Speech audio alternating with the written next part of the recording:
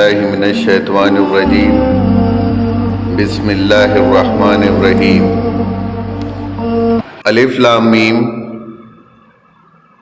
ذالک الکتاب لا ریب فیہ ھدی للمتقین۔ الف لام میم وہ کتاب ہے، الف لام میم وہ کتاب ہے، لا ریب جس میں کوئی بھرم نہیں ہے، کوئی ایلیوژن نہیں ہے، کوئی شک نہیں، لا ریب فیہ ھدی للمتقین، ہدایت ہے لیے متقیوں کے۔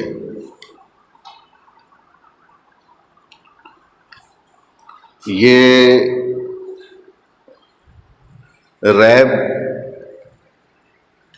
جو کہ اس میں ترجمہ کیا گیا ہے کہ الف لام میم وہ کتاب ہے جس میں کوئی شک نہیں، جس میں ہدایت ہے لیے متقیوں کے۔ شک یہ خود ایک عربی کا الفاظ ہے۔ شک مختلف الفاظ استعمال کیے گئے ہیں قرآن کے اندر، شک، ڈاؤٹ، غلط فہمی، بھرم، ایلیوژن اس کے تعلق سے۔ لیکن یہاں پہ چونکہ کتاب کی بات ہے، الف لام میم ذالک الکتاب، الف لام میم وہ کتاب ہے جو کہ جس کی شکل اور صورت، سب سے پہلے ہمیں الف لام میم کی شکل صورت کو سمجھنے کی ضرورت ہے کہ یہ وہ کون سی کتاب ہے جسے الف لام میم کہا گیا ہے۔ جب ہمیں کتاب سمجھ میں آئے گی اور کتاب کے اوصاف سمجھ میں آئیں گے، تب ہمیں یہ سمجھ میں آئے گا کہ یہ کیوں کہا گیا ہے کہ لا ریب فیہ، کہ اس میں کوئی بھرم نہیں ہے، اس میں کوئی ایلیوژن نہیں ہے۔ کیونکہ ریب یہ جو الفاظ ہے یہ خود وضاحت کرتا ہے اس بات کی کہ یہ وہ کون سا شک ہے، کون سا بھرم ہے، کون سا ایلیوژن ہے، اور اس کا تعلق کیسی کتاب سے ہو سکتا ہے۔ تو یہ الفاظ خود اپنے آپ میں وضاحت کرتا ہے کتاب کی صحیح شکل اور صورت کی۔ کیونکہ شک، بھرم، غلط فہمی، غلط دھارنا، غلط نظریہ، غلط سوچ، غلط سنائی دینا، غلط دکھائی دینا، غلط سمجھ میں آنا یا سمجھ میں نہ آنا، یہ ساری سائیکولوجیکل پرابلم ہے۔ یہ جتنے بھی الفاظ استعمال کیے گئے ہیں اس کا تعلق ہیومن سائیکالوجی سے ہے، ہیومن سائیکی سے ہے۔ اور ہیومن سائیکالوجی ہم اسے کہتے ہیں جس کا تعلق انسان کے حواس سے ہوتا ہے۔ جب انسان کچھ سنتا ہے، کچھ دیکھتا ہے، کچھ سونگھتا ہے، کچھ چکھتا ہے یا کچھ محسوس کرتا ہے، تو اس کے بعد جو اس کی سائیکی بنتی ہے، جو سائیکالوجی بنتی ہے، جو سوچ بنتی ہے، جو نظریہ بنتا ہے، وہ اس کی سائیکالوجی کہلاتی ہے۔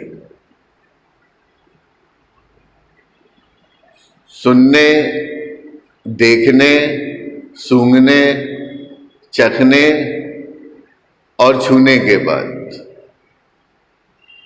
جو انسانی سوچ بنتی ہے، فہم بنتا ہے، دھارنا بنتی ہے، جو اس کے نظریات بنتے ہیں، اسے سائیکالوجی کہا جاتا ہے، اسے نفس کہا جاتا ہے۔ اسی کو ہندی میں من کہا جاتا ہے۔ یہ جو ہمارا سننا، دیکھنا، سونگھنا، چکھنا اور چھونا، یہ ویوہار ہیں ہمارے من کے، یہ بیہیویئر ہے ہماری سائیکی کے۔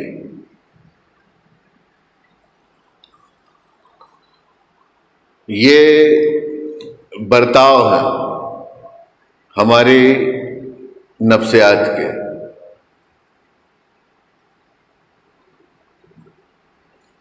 سائیکالوجی سمجھ میں آیا آپ کو؟ یہ جو ہمارے حواس ہیں، 5 سینسز، اس کے جو بیہیویئرس ہیں، یہی ہماری سائیکالوجی کو جنریٹ کرتے ہیں، کریٹ کرتے ہیں۔ اور انہی 5 سینسز کی بنا پہ ہمارے تصورات بنتے ہیں، انہی 5 سینسز کی بنا پہ کریشن ہوتا ہے، انہی 5 سینسز کی بنا پہ ہمیں sound, light, colours, pictures, temperature, یہ سب فیل ہوتے ہیں، محسوس ہوتے ہیں۔ تو یہ جو ہماری سائیکی ہے،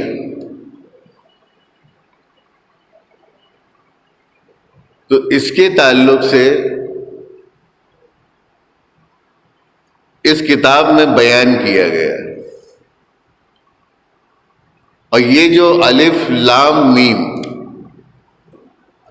ذالک الکتاب، تو اب اس میں آپ آئیے کہ یہ جو الف لام میم ذالک الکتاب، وہ کون سی کتاب ہے جس میں کہا جا رہا ہے کہ بھرم نہیں ہے، شک نہیں ہے، ایلیوژن نہیں،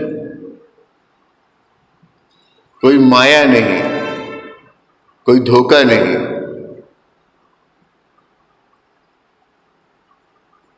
وہ ہمارے 5 سینسز ہیں، جس سے ہم کسی بھی چیز کو پڑھتے ہیں۔ تو انہی 5 سینسز کے دوارا، اپنے انہی حواس کے دوارا جب ہم کسی چیز کو پڑھتے ہیں، سنتے ہیں، دیکھتے ہیں، سونگھتے ہیں، چکھتے ہیں، چھوتے ہیں، تو یہ قرآناً عربی کہلاتا ہے، یہ قرآناً عربی کہلاتا ہے۔ عربی کے معنی تفصیل کے ہوتے ہیں، عربی کے معنی تفصیل کے ہوتے ہیں، اور اس کو قرآناً عربی اس لیے کہا گیا ہے کیونکہ جب ہم سنتے ہیں اور دیکھتے ہیں تو سننے اور دیکھنے میں تفریق ہے، دیکھنے اور سونگھنے میں تفریق ہے، فرق ہے، سونگھنے اور چکھنے میں فرق ہے۔ چکھنے اور چھونے میں فرق ہے. تو تمام حواس کو، تمام سینسز کو الگ الگ واضح کرنا، الگ الگ بتانا، الگ الگ سکھانا، یہ اس کی تفصیل کہلاتی ہے. تاکہ انسان پہ واضح رہے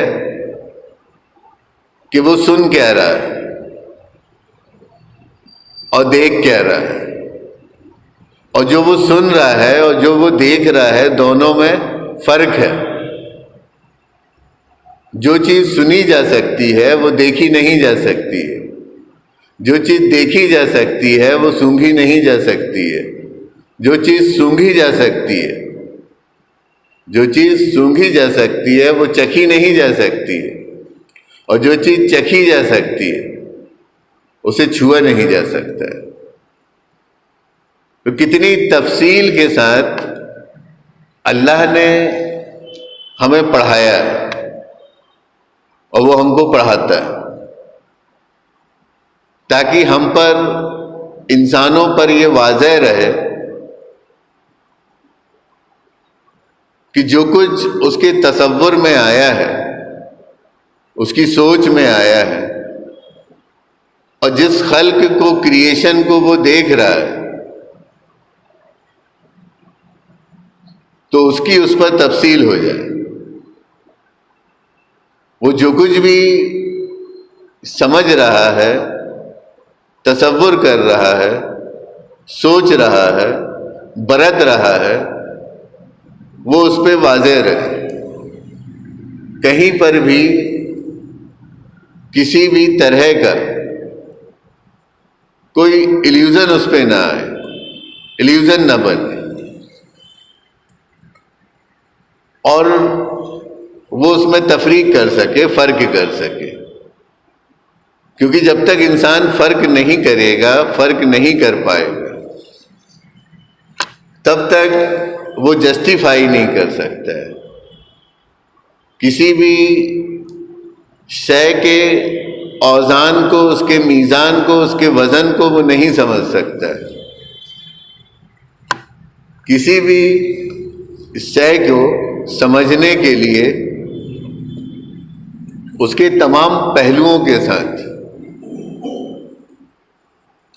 انسان کے پاس تفصیل کا ہونا اور تفصیل کے ساتھ سمجھ کا ہونا ضروری ہے، تاکہ وہ جسٹیفیکیشن کر سکے، صحیح طریقے سے اس کو اس کی اوقات کے ساتھ، اس کی منزلت کے ساتھ، اس کے اوصاف کے ساتھ سمجھ سکے.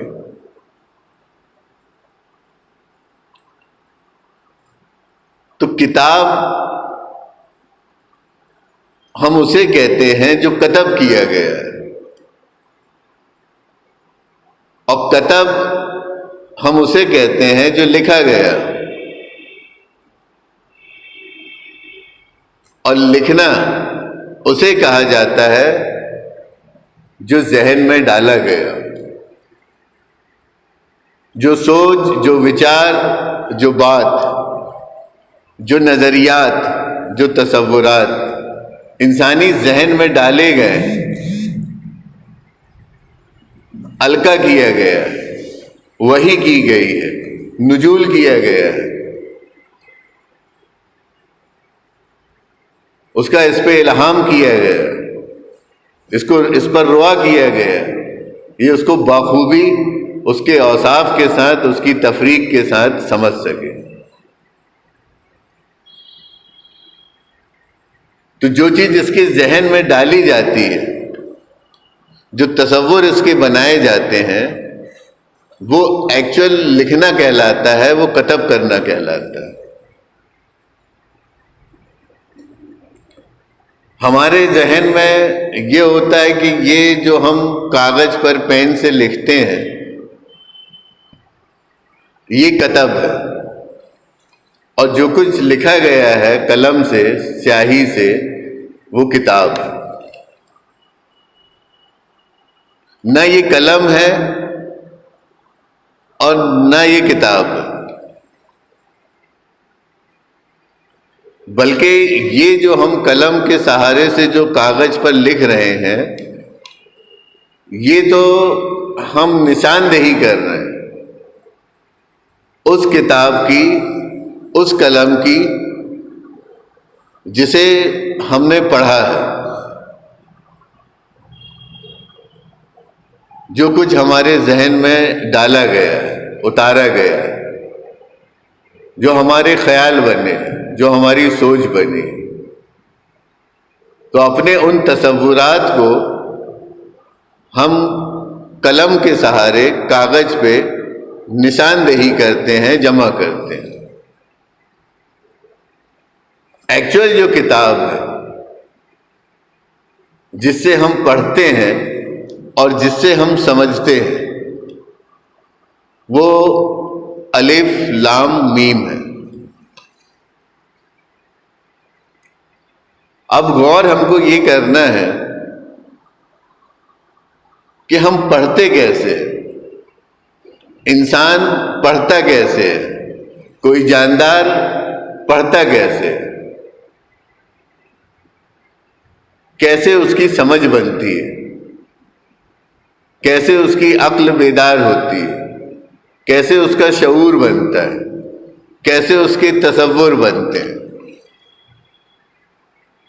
کیا پڑھ کے بنتے ہیں۔ تو اس سے ہم پر یہ کتاب واضح ہو جائے گی۔